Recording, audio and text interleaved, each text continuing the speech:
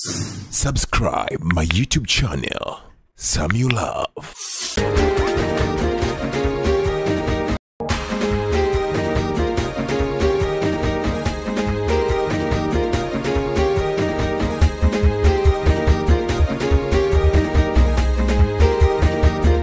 Anaitwa MC Zomofan, wimbo naitwa Usinchiti. Yes, hiyo ni wimbo ambao wiki hii imekamata nafasi ya 4, lakini nafasi ya 5 ni Vyuma Chakavu kutoka kwa mkala anaitwa Balaa MC. Wimbo umefanywa na producer Goody Master au bana, lakini pia kwenye nafasi ya 6 wiki hii ni Zuchu yuko na D Voice, ngoma inaitwa Ujanizidi. Na D Voice na Zuchu video yao ni kali sana, na director ambaye ameshoot ile video ya Ujanizidi ndo huyu Hans Kana. Bana, tuna mengi ya kuongea na mzee. So mchezo, mchezo. Umeua sana. Yaani mwaka huu umetubariki sana mzee wa kazi Hans Kana. Lakini moja kati ya ma-director ambao wanafanya video nyingi sana za singeli na hata kuna video ambayo imesimama kwenye nafasi ya 7 ya Dula Makabila Moyo. Anaitwa director Majagi pia bana, tumezungumza naye. Kwa sababu anafanya video nyingi sana na wasanii wa singeli, na moja kati ya discussion zetu leo ilikuwa ni pamoja na kujadili kuhusiana na budget za wasanii wa singeli kwenye upande wa mitonyo, vipi wanatoa, wako active. Ndugu yangu Majagi, karibu sana kwenye Singeli Countdown. Kwa muziki wa singeli tukumbuke ulianza kama muziki fulani wa mtaani, na ulikuwa muziki wa aina ya kundi fulani la vijana tu, lakini yamefanyika mabadiliko makubwa sana kutoka kwenye fikra hizo mpaka leo muziki wa singeli kuwa sehemu kubwa sana ya jamii na aina ya muziki ambao tunajivunia pekee kwamba huo muziki umetoka nyumbani. Kwa hiyo hata kwa mwanzo bajeti hazikuwa kubwa, bajeti za kuwekeza katika video za singeli hazikuwa za kutazamiwa kwa ukubwa huo. Zilianza kama vile fikra za watu zilivyokuwa zikizania. Lakini siku zinavyozidi kwenda unagundua bajeti zinapanda according muziki ulivyokuwa. Na mwanzoni ulianza huu muziki ukiwa na watu fulani baadhi, lakini sasa hivi utaona huu muziki umeenda mbali zaidi kiasi kwamba mpaka 80% ya wasanii wote wakubwa wa Kitanzania wamefanya muziki wa singeli. Okay, bajeti kubwa ya nyimbo ya singeli nilishowahi kufanya ilikuwa Pita Buku ya Dula Makabila. Hiyo ndo tuliwahi kufanya bajeti kubwa kwa singeli. Na bajeti nakumbuka kwa kipindi kile ilikuwa milioni 7.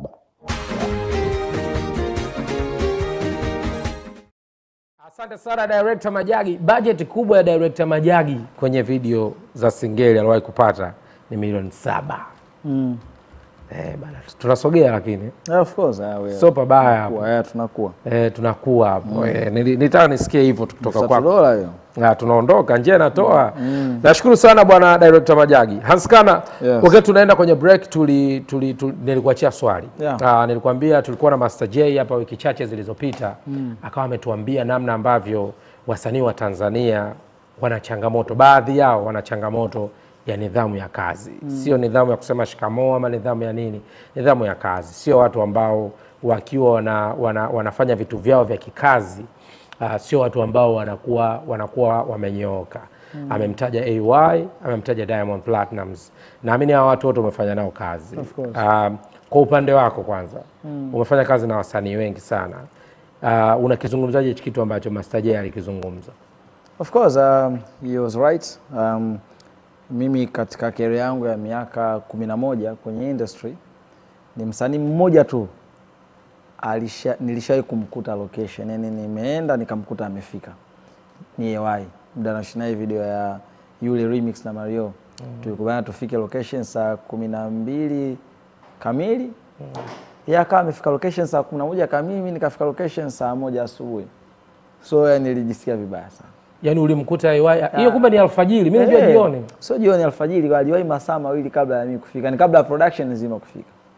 Kwa saa 11 kanipigia, akaniambia usiwe saa 11. Nikamwambia basi mimi ndo naelekea. Kanipigia mimi ndo naamka uje. Nikamwambia tajiri mwenyewe pia ndo njiani Jose. Nikajua wasanii akiwahi sana saa 2. Naenda nikamkuta 2 hours mliziambia yuko masaa mawili hapa, nijisikia vibaya sana. Sana. Sasa what's happening is ukitaka kushuti saa 4 asubuhi, mwambie msanii una shoot saa 12 asubuhi. Hapo ndo utashuti saa 4. Yaani ukimwambia mtu saa 12 alfajiri yeye anakuja saa 4. Yani hapo sasa ndo huyo ndo msanii proper, ndo anabidi awe hivyo.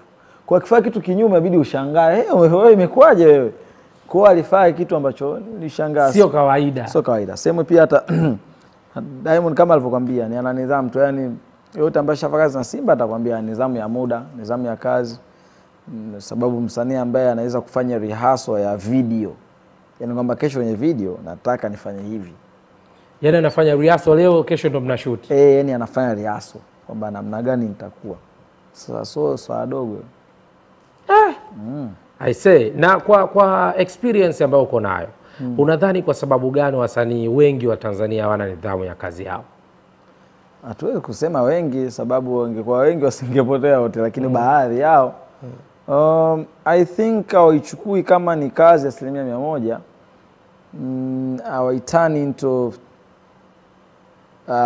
life career 100%. Inakuwa ni kama ni sehemu fulani, nashindwa kuitengeneza kauli sahihi, lakini wangeichukulia kama professional career, I think wangeweza kuwa serious kwenye level hiyo. Unajua professional career, let's say kama daktari anafika kazini saa 2 asubuhi, maana yake ana mgonjwa wa kumwattend saa 2:15. Maana yake unaongea uhai wa mtu. How can you delay? Uwezi. So pilot unabidi ufike saa 1 kabla ya ndege kupaa. Kuna procedures za kufanya kabla ya kuingia ndani ya ndege. How can you delay? Umeelewa? Lakini sasa sababu kazi yetu hii sisi ina bageni nyingi, freestyle, ndio maana inakuwa katika level hiyo. Lakini ukijaribu kufanya na wasanii ambao wako kwenye nje ya mabara, kuna userious fulani unauona ndani yake. Lakini kwetu ni wachache sana ambao wanaweza kuwekea userious kwenye level hiyo. Msanii mwingine unaweza kushuti naye masaa mawili, basi tumalize bwana tuondoke. Twende wapi babu? Ndio tupo kazini. Ndio kazini kwetu. So yeah. Lakini muda unavyozidi kwenda itabadilika tu mpaka itakuwa sawa. Tulipotoka sipo tulipo. Kwenye experience yako ya miaka 11 kwenye kazi ya udirector, najua wewe ni binadamu. Ushawahi kukorofishana na msanii yoyote location, labda ikashindikana kufanyika video ama ikawaje? Hapana, kukorofishana sijawahi. Kwanza ni ngumu sana kukorofishana mimi. Mimi niko charming sana. Yani ikafika sehemu tukakorofishana, sijui tumefanyana nini. Sijawahi kusema kweli, ila tu mabishano ya kibinadamu huwa yanatokea tu kila siku sehemu yoyote tu. Hata kuna baadhi ya wagonjwa wanamkolomea daktari ambaye za kuchoma na sindano ya sumu ukafa. Alikuwa. Hebu nichome sindano vizuri. Ndugu yangu tulienda kuwekea chloroquine hapa. Itakuwa sawa. So ina makorozano ya kawaida yanatokea, lakini hatujai tukupishana ndio kwamba sisi hatupatani, never. Okay. Umetuambia video ya nitafanyaje ya Diamond imegharimu zaidi ya milioni 30. Lakini kwenye countdown yetu ya ngoma 10 kuna wimbo wa Zuchu na D-Voice unaitwa Haujanizidi. Turudi kidogo kuizungumzia budget ya wimbo Haujanizidi. Nimeona pia hakuna tofauti sana ya idadi ya watu kati ya ngoma hii na ile kule. Ingawa najua ile ya Diamond walikuwa watu wengi sana. Kwa haraka tukifanya summary kidogo, wimbo Haujanizidi ya Zuchu itakuwa imecheza kama shingapi hivi? Ndio tu mzee wangu. Ndio tujue watu, unajua kuna namna kutaja budget sio kuvimba. Kuna namna kutaja budget ni kama kuendelea kuwaambia watu wazee mna kazi ya kufanya. Kimbieni. Hasa unajua hiyo ni hivyo. Inaweza kaa katika ndio hiyo, lakini pia inaweza kaa katika njia ya kumkatisha mtu tamaa. Hapana. Mtu mwingine anaona bana hiki kitu hakiwezekani. Kwani unajua figure za muziki zilivyokaaga. Kuna hao ambao wanafanya kwenye kazi za studio tuseme professional careers, madaktari, studio walimu, bankers, wakisikia figure tunazozitajaga sisi ambao tu kwenye entertainment wanashangaa hivi, unajua ni mshahara wangu wa miaka 15 na uzungumza hapo ndani hizo dakika 3, unaelewa? Kwa kuna baadhi ya makundi wanaweza wakachukulia kuna namna yani hawezi. Sasa hapo kuna makundi mawili. Yapo makundi ambayo Hans watachukulia kama jamaa unajue vipi kama wanatutambia, lakini yapo makundi ambayo wataamka watapambana, kwa sababu mwisho wa siku Hans lazima tukubaliane bwana Skana, muziki ni biashara kama biashara nyingine. Biashara yote lazima iwe na utaratibu na biashara yote lazima iwe na thamani. Tunavyozungumzia hapa maana watu wanatakiwa kujua kwamba unachokiona, yani ukimwona mwanao ana ndoto za kuwa msanii, kwanza usimkatishe kwa sababu ni biashara. Mtu hawezi kuweka milioni 30 kwenye video alafu yani akaitupa. Lazima atakuwa anajua kwamba kuna kitu kinaenda kutokea. Watu wanapata hela. Yani kwa kifupi tu nikurahisishie.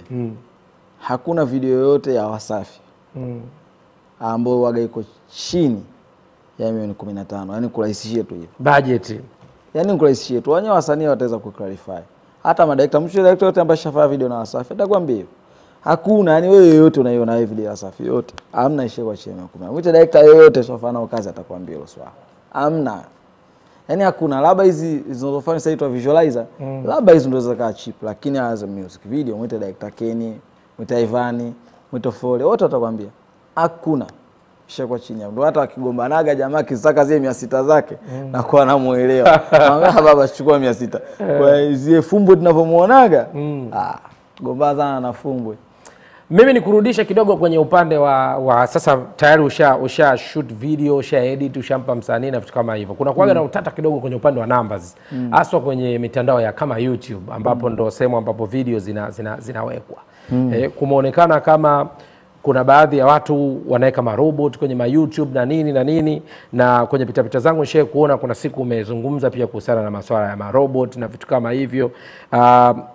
Natamani turudi hapo. Kwa mtu ambaye ana ndoto za kuwa msanii mkubwa, ana ndoto za kuwa number 1 kwenye muziki, number 1 kwenye mitandao na vitu kama hivyo. Hizi numbers ambazo tunaziona mtu ndani ya siku moja akazipata, ndani ya siku 2 akazipata, ni reality ama kuna drama pia sometimes? Miaka ya nyuma kidogo ilikuwa views ni moja ya tools of promotion. Kwa hiyo ukionekana una numbers nyingi basi automatic unaonekana nyimbo yako imehit. Lakini muda ulivyokwenda zaidi views imekuwa sio moja ya mode of promotion. Unaweza kuwa na numbers nyingi na bado nyimbo yako hamna anayejua. Umeelewa? So right now I think we have real numbers.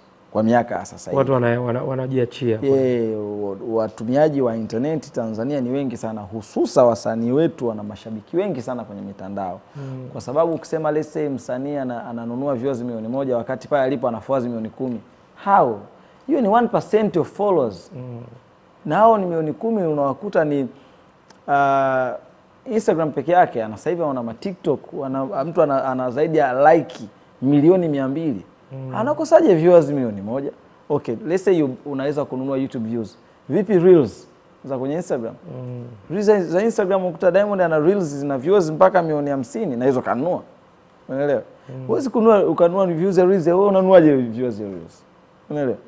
So sasa hivi kuna authentic views sababu views sio model of promotion.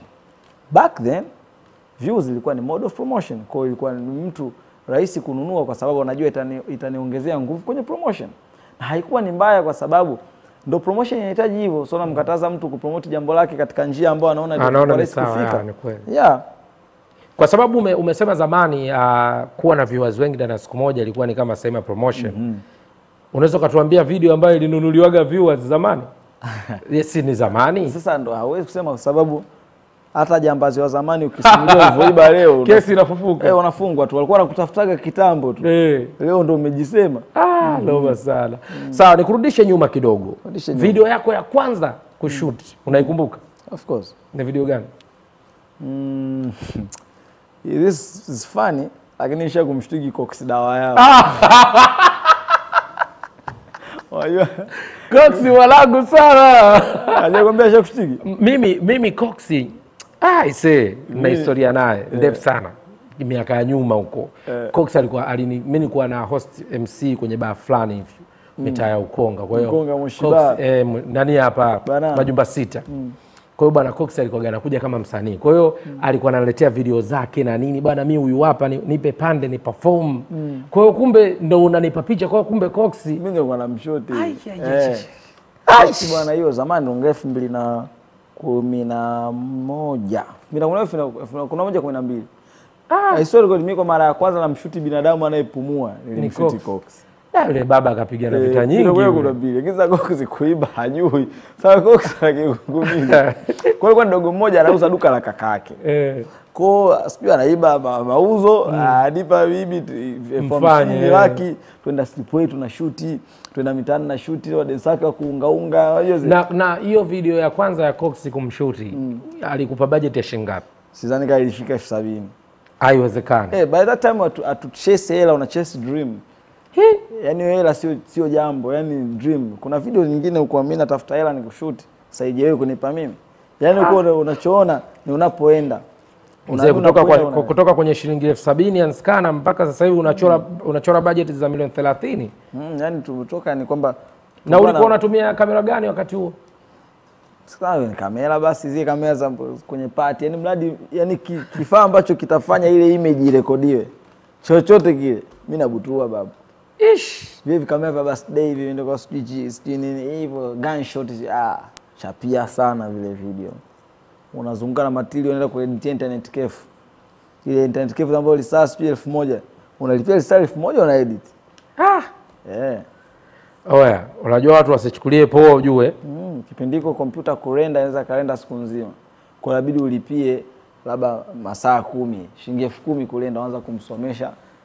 Kwanza unamsomesha mwenye internet cafe wewe kuinstall software. Umsomeshe kurenda. Unarenda mara umeme sio katika, sio hajaweka inaitwa UPS. Kwa taabu sana. Tukashuti video yenyewe haijapigwa TV yoyote. Bana, so mchezo. Hiyo ndio safari ya safari ya director Hans Kana bwana. Bwana, miaka 11 kwenye game. Sasa hivi Cox nimemzidi mafanikio, kanzidi comment. Bana, Cox kwenye comment mzee wangu au muwezi. Kiukweli yuko busy sana. I say, okay. Bana, tuko na director Hans Kana. Chochote lolote unaweza ukashare na sisi kupitia mitandao yetu ya kijamii kwenye Instagram. Mimi natumia Samio Love, SAMIOLOVE, lakini ukiandika wa kienyeji account yangu inakuja, unaweza ukaifollow pia. Ukienda kwenye Instagram ya TVE Tanzania pia tufollow, tuandikie comment, tutaona. EFM Tanzania pia tufollow, tuandikie kama una swali lolote kwa haraka kwa sababu tupo live. Nitamuuliza bwana director Hans Kana hapa. Hivi bwana, mambo yanakuwa mazuri kabisa. Tumeishia kwenye track number 4 ambayo ilikuwa ni Usinchiti kutoka kwa mkale anaitwa MC Zomofan. Sasa hivi tunaenda tukapumzike kidogo. Tukirudi tutaenda kwenye track number 3 ambapo hapa tutakutana Miso Misondo, wimbo unaitwa Teragata. Bwana, kwa baada ya break tutakuja kukutana na ngoma kwenye nafasi ya 3.